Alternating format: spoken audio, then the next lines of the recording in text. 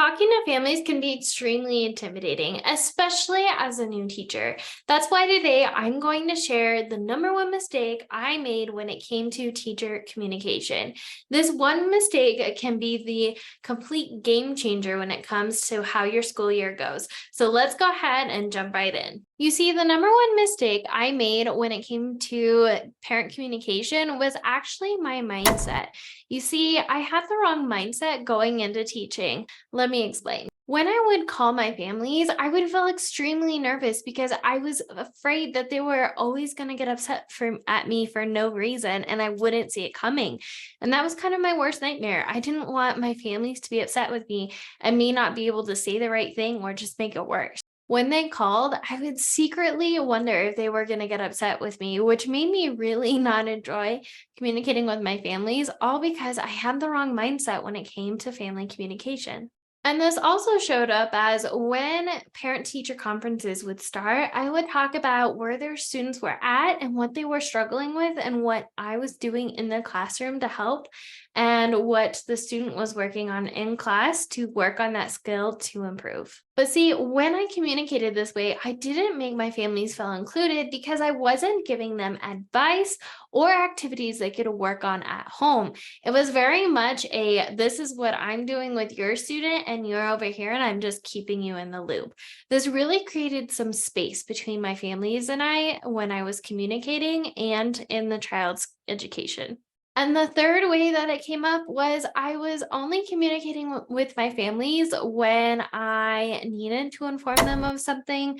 If something happened at school, if we were having an assembly, or if they were having a hard time on a grade or a subject. But essentially, I would occasionally try to reach out with a positive, but more than anything, I would just contact them when I needed their support at home or to keep them in the loop. Now, if you haven't caught on, this is all the wrong ways, or this is a completely wrong way to communicate with your families. And I'm going to share with you how to fix this problem. So, in order to fix this, we need to make a transition from thinking about me to we.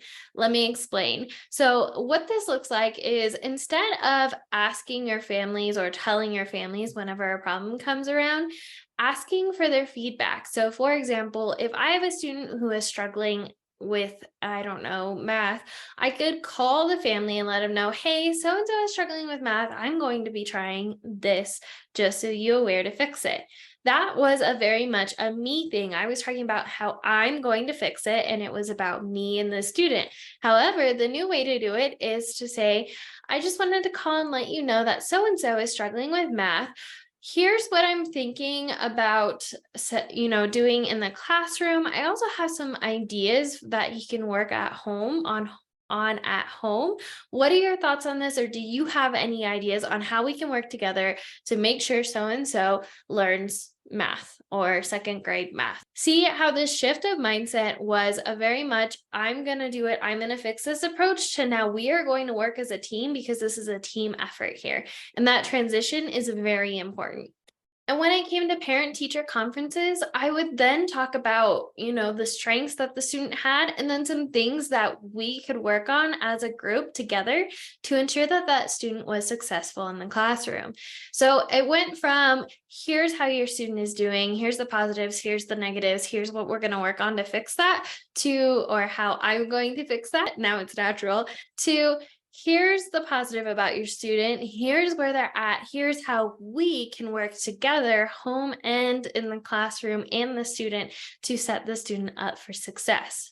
Another shift I made was instead of calling my families whenever I needed their support, is I started to be very proactive when it came to family communication.